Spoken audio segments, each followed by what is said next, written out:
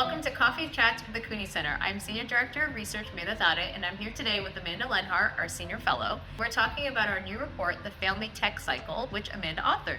What do you hope that tech designers take away from what we found? I think the biggest takeaway is that there's a real opportunity here to help families and meet their needs. There's so much craving for new form factors, new designs, new classes, new all sorts of things to help families. And I think the other thing is it's not just a nice to have.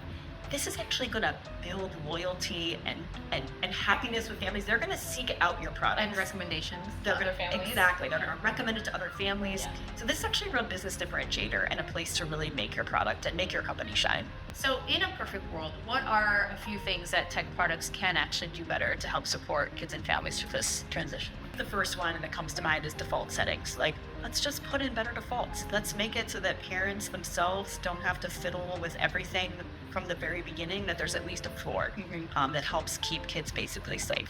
I think there's also a real opportunity at the moment of onboarding, right? When you unbox it, when you open the new thing, let's give parents and families like step-by-step flows to help them really know how to set up the product right at the beginning. I think there's a real opportunity here for readiness indicators. So one of the things that's very mysterious and hard for parents and for kids is like, how do we know when they're ready for something, right? How do I know? Kids want to be able to demonstrate that they're ready, sort of independent of actually how old they are. And parents just want to know, like, how do I know?